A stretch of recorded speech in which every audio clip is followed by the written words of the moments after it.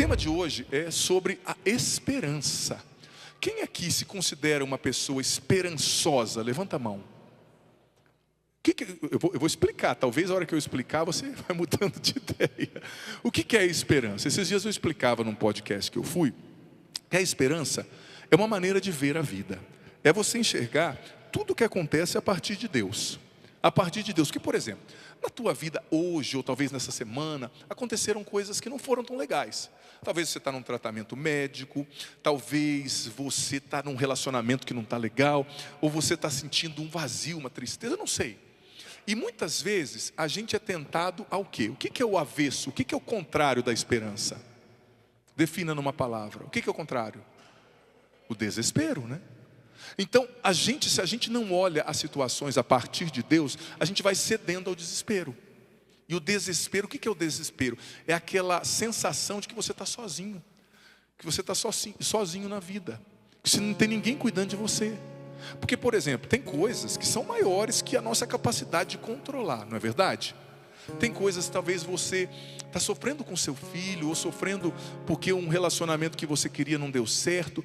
E se você não acredita, se você não vê a mão de Deus cuidando de você, cuidando do que você não pode cuidar, isso vai gerando no teu coração desespero. Você vai se sentindo sozinho, você vai sentindo como se ninguém olhasse você, visse você, cuidasse de você. E é mentira, porque na Bíblia está escrito, Deus nunca te deixa, Ele nunca te abandona. Ele está sempre ao seu lado. Só que os problemas, eles vêm o quê? Ofuscar a nossa visão. Eles querem tirar de você a confiança no cuidado de Deus. Porque veja bem, Deus é apaixonado por você, Ele te ama. E nada pode mudar isso. Só que o inimigo, ele trabalha para te convencer que Deus não te ama. Te convencer que a tua vida não vale a pena, entendeu? Te convencer que não tem futuro muitas vezes para você. Mas você e eu precisamos usar o óculos da esperança. Eu gosto dessa expressão, porque veja bem, eu gosto dessa metáfora. Se você estiver olhando uma situação, vamos supor que você está olhando o padre aqui agora, e você olha o padre, eu vou pegar até a passagem bíblica que eu coloquei aqui, que é bem interessante. Se você olha o padre com um óculos laranjado, vamos dizer, ou amarelo, que cor que você vai ver o padre? Amarelo, imagina, um padre de 2 metros amarelo não é uma visão muito boa, né? Mas se você colocar um óculos amarelo, você vai ver tudo amarelo, não é verdade? Então, se você coloca o óculos da esperança, você vai ver tudo a partir de Deus. Você vai ver que tem uma mão poderosa cuidando de você. E Deus, Ele mais age quando a gente menos entende, sabia? Quando a gente acha que a gente está mais sozinho, quando a gente acha que Deus não está ouvindo, é aí que Ele está agindo. E que você não consegue entender. Mas o desespero, ele vem justamente para abafar a sua fé. Ele vem justamente para convencer você. Não, ninguém me vê. Ele vem para convencer você. Eu não sou digno de ser amado. Eu não vou encontrar uma pessoa legal. Sabe? Os questionamentos que vão surgindo. Então veja bem, olha a passagem que eu escolhi. É bem interessante essa passagem. Porque ela fala o seguinte. Romanos 12, 12, perdão. Sejam alegres na esperança. Alegres na esperança. Outras traduções, alegres por causa da esperança. Por que o cristão é alegre? Por quê? Por causa da esperança. Repete. Alegres por causa da esperança. O cristão, ele é alegre por quê? Porque ele acredita, ele tem esperança na ação de Deus. A alegria de um cristão não depende das circunstâncias. Eu estou feliz hoje porque eu recebi o aumento. Eu estou feliz hoje porque eu recebi um elogio. Eu estou feliz hoje porque o meu marido viu que eu fiz a unha, padre. Ele viu, depois de 37 anos de casado, né? Ele falou, nossa, que unha diferente. Não, se você depende do elogio, se você depende do reconhecimento das pessoas, a sua alegria, ela vai ser muito volátil. Um dia você está feliz, outro dia você está triste. Mas o cristão, a alegria dele não depende das circunstâncias, depende da esperança dele em Deus. O dia não foi bom, talvez eu não encontrei as possibilidades, os resultados que eu gostaria de ter, mas eu estou enxergando, Deus está agindo. Porque veja bem, eu gosto muito da história do profeta Daniel. Você sabe que Daniel, ele viveu num tempo muito difícil. Ele viveu no exílio da Babilônia, o povo estava exilado, vivendo como escravo lá sob o rei Nabucodonosor. E Daniel, ele viveu muitos combates. Só que ele pediu a Deus uma graça muito grande. E quando ele começou a rezar e pedir essa graça, muitos combates começaram a acontecer. Sabe aquela frase? Quanto mais rezo, mais assombração aparece.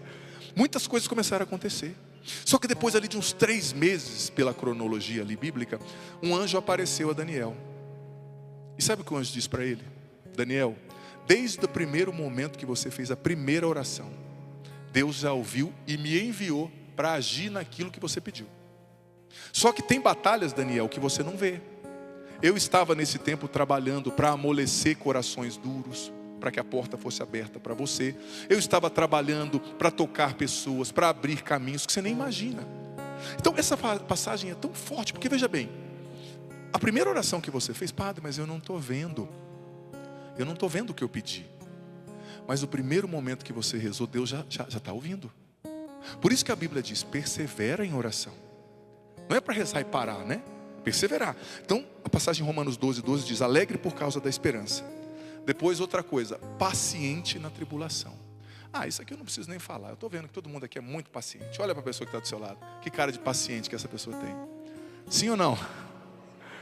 Meu amigo, hoje em dia, infelizmente, o que a gente menos tem é paciência, né? Porque no mundo é tudo tão prático, tão fácil. E aqui em São Paulo, né? Assim, as pessoas têm muita paciência, né? Eu lembro quando, sem querer, eu dava uma fechadinha no motoqueiro aqui. Ele sempre abençoava a minha mãe, eu dizia amém, né? São Paulo é muito comum, né? Ele falava assim, eu só ouvia no final, mãe, eu falava, Deus abençoe, irmão. Todo mundo correndo aqui, né? Então, é difícil ser paciente. Mas dizia São Francisco de Sales, que ninguém pode agradar a Deus sem paciência. E ninguém pode conquistar os bens de Deus e crescer na santidade sem paciência.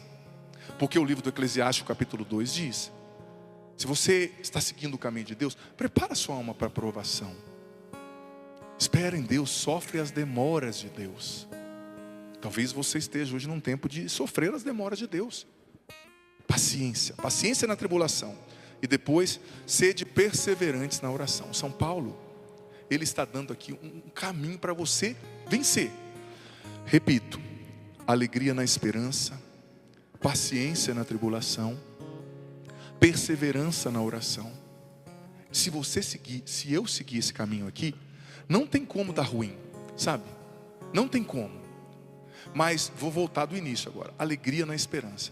A esperança cristã, dizia o Papa Bento XVI, num discurso que ele fez em Colônia, no ano de 2011, se eu não me engano, 2010, ele dizia assim, que a esperança, ela não é apenas otimismo, né?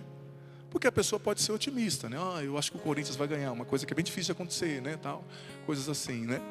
A pessoa pode ser otimista, não, eu comecei a fazer o regime, é assim, 1º de janeiro começa o regime, dia 6 de janeiro já está comendo igual um boi, né? Mas eu tenho otimismo, não, esse ano eu emagreço, né? Por que estão rindo? Alguém se identificou? Né? Esse ano eu estou em esperança que eu vou comprar um carro. Esperança não, eu espero que vai acontecer. Às vezes isso é um otimismo, assim, eu estou vendo, eu acredito que vai dar certo. Não, esperança não é só um otimismo, dizia o Papa Bento XVI. A esperança é centrada em Deus. Eu creio que Deus está cuidando e que Ele tem sempre o melhor. A carta de São Paulo aos Efésios, capítulo 3, se eu não me engano, diz, versículo 20, que o que Deus tem preparado para nós é sempre maior do que aquilo que a gente pode pedir ou pensar. Deus tem coisas grandes. Então, quando eu tenho esperança, eu sei que mesmo no meio da tribulação, Deus está preparando algo grande. Eu sei que quando os meus planos não acontecem como eu gostaria, Deus continua preparando algo grande. E depois vem a paciência. Alegre na esperança, porque eu creio que Deus está cuidando. E vem a paciência. A paciência foi escrito, a Bíblia foi escrita em grego, né, primeiramente. A palavra que foi usada para descrever paciência, que São Paulo usou, era macrotimia, que significaria o quê? Uma pessoa que tem uma paciência que suporta o processo, que tem longanimidade. Você sabe o que é longanimidade? Sabe? Longos ânimos do latim, quer dizer alma grande. Paciente é ter uma alma grande. O que é ter uma alma grande? É relevar as coisas, é não levar tudo a ferro e fogo, é ter paciência no sentido de esperar o tempo do outro, é ter uma alma grande. A pessoa que tem alma grande, ela fala menos mal dos outros. Claro que aqui ninguém tem esse problema também, né? Mas ela não implica, ela tem assim, ela acredita no outro, ela ama. Uma pessoa fácil de conviver, longânimo. Mas também a macrotimia significava resistência. firmeza diante das adversidades e tribulações. Gente, nós estamos viciados no imediatismo. A pessoa casa, aí no segundo mês tem uma dificuldade, né?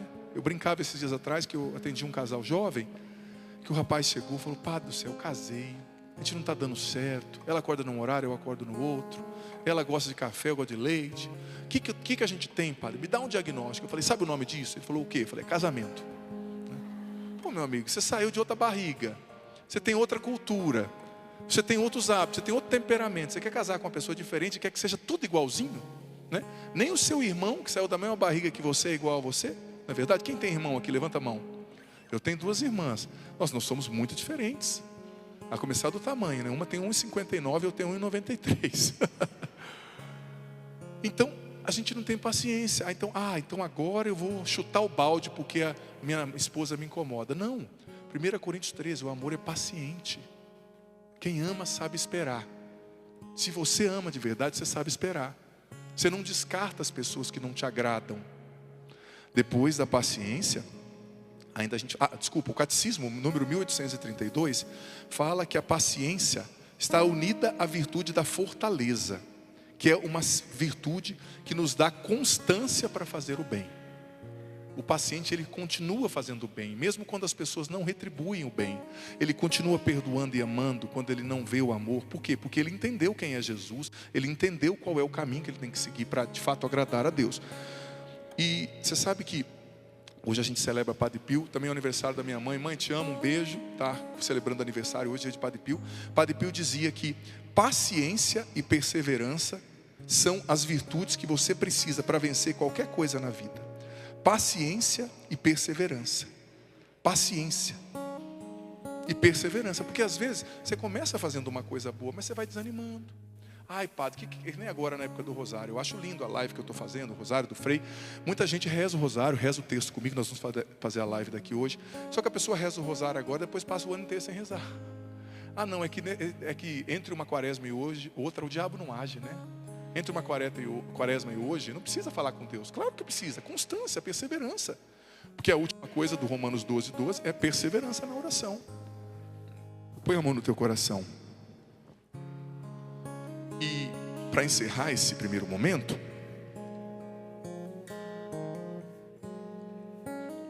fica muito forte no meu coração que Deus quer ressuscitar a esperança no teu coração e no coração de muita gente que está acompanhando agora, sabe?